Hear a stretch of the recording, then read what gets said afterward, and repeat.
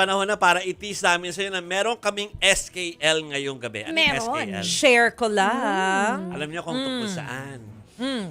Tungkol Yung- saan? Alam namin. Gusto magpa-nominate bilang SP. May ganun pala, no? I nominate myself to be the Senate President. Oh, kasi At mas maraming pwede. boboto sa akin. Pero ang katotohanan, parang meron ng lamado. Inisip ko yung term, ano? Liamado. Kasi hindi pa naman Liamado. sure, ano? Sabihin, medyo dumarami yung, yung number of votes. Teka no? lang So ang Posible. sinasabi natin na liamado na yan, ito ba yung nakaraan na Senate ko o yung kumbaga pinangangambahan? Fresh na fresh Na, ito. ay naku, Fresh na mukhang fresh. may panibago. Mas bata. Fresh na fresh ito, mga kapatid. So mamaya po, ay bibigyan namin yung SKL sa inyo or share ko lang ang tabayanan po ninyo. Yun ha. Pero pwede ba... Mi. Mi. Hindi ka naman makapal masyado niyan. Oo. Magpatikim ka na muna, Chiki. Oo. Yung alin? Yung soundbite. Yung soundbite natin. O sige, pakinggan po natin. Si Senator Ping Lito Lacson. yung Senator Lito, sinabi sa akin, pare, merong nabanggit sa amin si, kaharap kami si Senator Loren, na inominate niyo ako, kasi ako dapat yan. So ito naman, kinonfirm naman ni Senator Kiko. So when I confronted Senator Loren, ang sabi niya sa akin, that was in jest. So I took it at face value, yun ang kanyang reply. Okay. JK Pero lang naman pala, just kidding. patikim yan ha, kasi meron pang mas malawak na story tungkol siya. Yan. Na nasa SK. Marami nag-request eh. Tingnan mo. Share ko lang, ha? Ayan Oo. chismoso na ng mga itsura natin, oh. Ano ba yan? Ano ba kasi Hindi yan? naman, base ito sa facts. Well, Hindi, yes. base ito sa panayam ng mga tao na nakakaalam ng mga tunay na pangyayari. So, So, eto na po ang aming gustong i-share ko lang sa inyong gabi. SKL.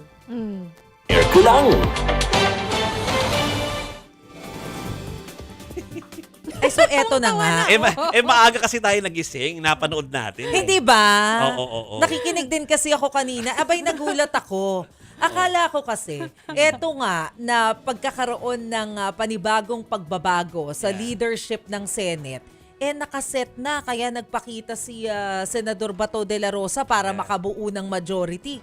Aba andun pala sa plenary, meron palang I nominate myself. Ito yung sabihin natin, ito yung nangyayari noong bago na-elect si SP Cayetano. Oo, bago ito mangyari, yung pagpapalit ng leadership, ha? Okay. So, ang kwento'y ganito, no? Okay. Nagsalita pala siya, si Senadora Loren Legarda, Oo. na ang sinasabi, ako na lang yung inominate nyo. Di ba? Na parang, mas makakakuha ko ng mas maraming boto. Abing ganan. Yan po ay base sa kwento ni Senator Ping Lacson. Kasi nakikinig ako dun sa interview kanina ni Manong Ted at saka ni DJ Chacha kay Senator Ping. Bakit? Corroborated daw ng dalawang senador. Ayun na nga. Sino bang so source kasi ang niya? nagkwento daw sa kanya, eto tatahi-tahimik si Senator Lito Lapid. Abay, matalas pa lang tenga kahit na quiet lang siya. Narinig yung mga sinasabi na nominate nyo ko. Nung nakakwentuhan niya yung ibang mga senador, sabi ni Senator Ping, nakumpirma din naman pala ni na Senator Kiko at Senator Bam na may narinig nga raw silang ganon. Tahimik lang si Lito Lapid. Tahimik pero lang si may Senator mga Lapid, naririnig, pero talas ng pandinig. Ilang beses na nasa Mayuria yan, no? Veterano na yan. Dami nang alam niyan. Pero syempre dahil si Senator Ping yan, nanigurado siya, di ba? Oo. Kaya tinanong niya. Tinanong niya. So, nagkataon daw kasi may pagkakataon nagkatabi sila ni Senator Loren. So, tinanong niya yung tungkol doon sa mga kwento sa kanya ng mga kapwa nila Senator. Awkward! Pero ang sabi naman daw sa kanya ni Senator Loren Legarda, sinabi naman daw yun in jest. Joke In lang. jest. Joke, sabi. Joke lang. Daw, oo. Joke daw. Pero sige, alam mo para sa mga hindi nakapanood kayo ng umaga niya, although nagva-viral na yan, ito papakinggan natin yung parte na yon ng naging pahayag po ni Senator Ping. Para maniwala sila na sinabi talaga to kanina. Sinabi. Pakinggan natin. Si Lito yung Senator Lito, sinabi sa akin, pare, merong nabanggit sa amin si, kaharap kami si Senator Loren, na inominate niyo ako, kasi ako dapat yan. So ito naman, kinonfirm naman ni Senator Kiko. So when I confronted Senator Loren, ang sabi niya sa akin, that was in jest. So I took it at face value. Yun ang kanyang reply.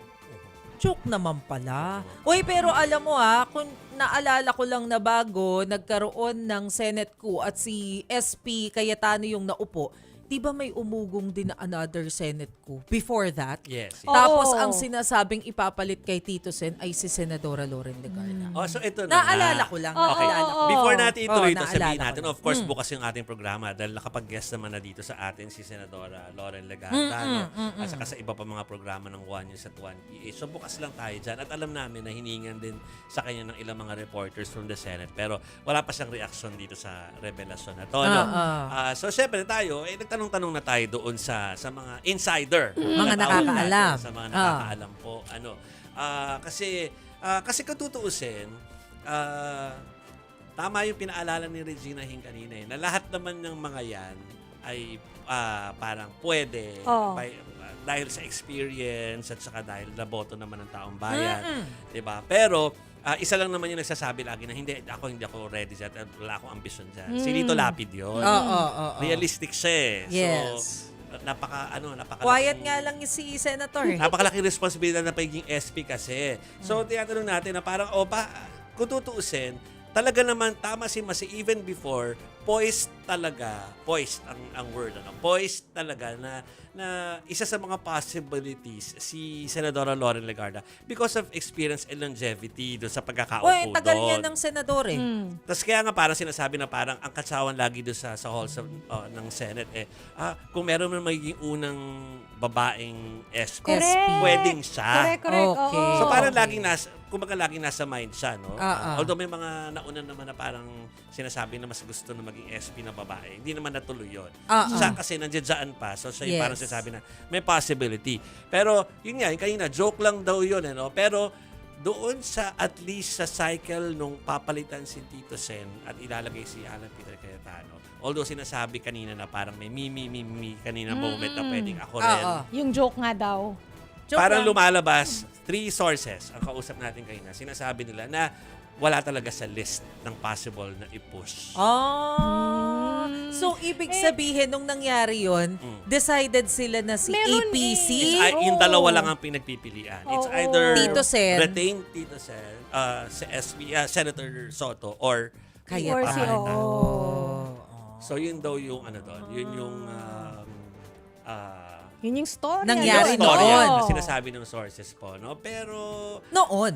yun. Pero ngayon, may fresh round. Sabi nga ni ayan na nga sabi ni ba? Ma'am Ami Pamintuan kanina, huwag daw tayo matutulog masyado ng mahimbing ngayong weekend. Ay, naku.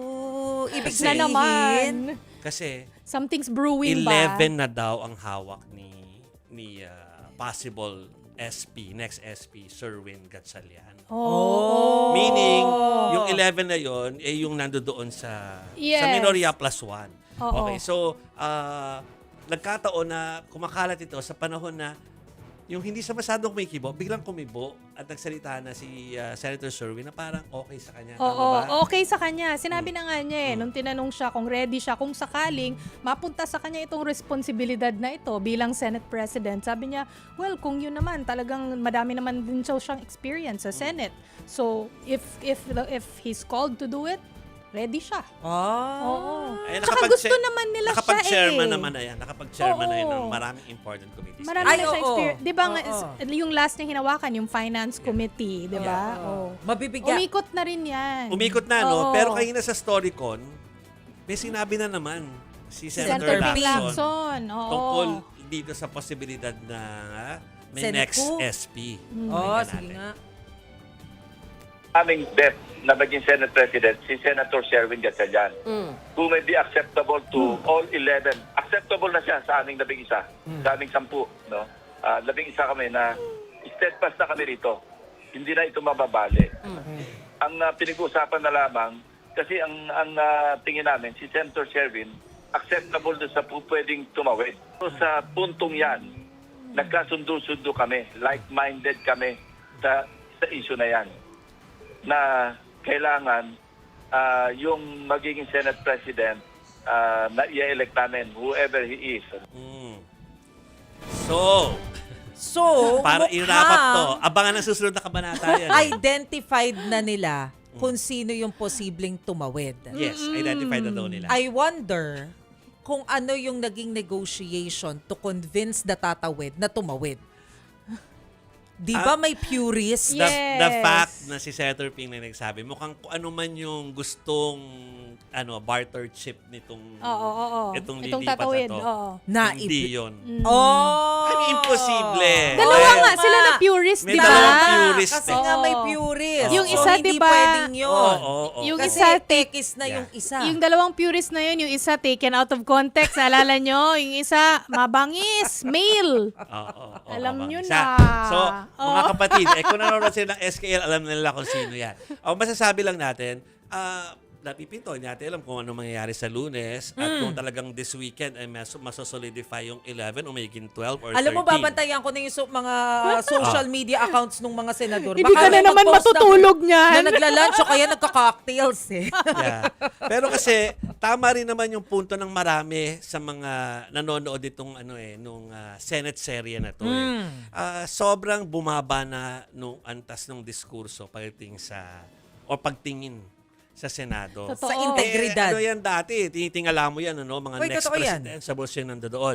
So parang napakalaki nung kanilang kailangan gawin para bawiin yan. So parang kung sino man yung next SP, parang tama na yung SP ka, yung pagiging SP mo, yung parang dapat meron kang pinoprotektahan. Yes. O kaya SP ka kasi, kaya ka maging SP dahil marunong ka daw mag-alaga. Oo, Ay, nako, ano ba yun yung sabi ni pag-aalaga na Senator yan? Ping. Tapos sabi ni Senator Ping, ano ba pag-aalaga yan? Wala namang 100-something billion Unang-una. pesos sa Oo, citizens. yun yung sabi ni Senator Ping kanina. Alaga ng pera. Pera ng bayan yun. Kami nag-aalaga, ano hindi pag-aalaga? kayo. No? Parang So, dapat pala, kami yung alagaan nyo. Oo. So Oo. yun lang naman po yung punto doon. Parang, I think, hindi naman ma-abolish yung Senate. So, parang wala silang gagawin dyan, kundi itaas na lang ulit yung antas niyan, ng pagtingin ng mga kababayan natin. Tigilan na, pumili kayo ng leader na hindi yung dahil poprotektahan kayo o kaya ay kayo'y aalagaan by some kind of a sinister mean. Nakakaloka Diba? yung alagaan. Hindi daw kasi marunong mag-alaga si SP Soto. According to Senator Ping, yun yung narinig niya. Yeah. Oo, tas hindi din gusto Ay. ng iba yung pamamalakad niyan dun sa Blue Ribbon Committee. Pero wag na kami pakinggan nyo. Ito na lang po pakinggan nyo na mayroong gusto magbangon ng Senado. Ang number one na priority namin para kailangan mapalitan yung i-save yung institution. We love the Senate. Lahat kami nagkakaisa. Ibangon natin ang Senado, first and foremost, sa paningin ng ating mga kababayan. Kalimutan na natin yan kung ano pa yung mga ibang issues, attendance do sa pagpapalit ng liderato.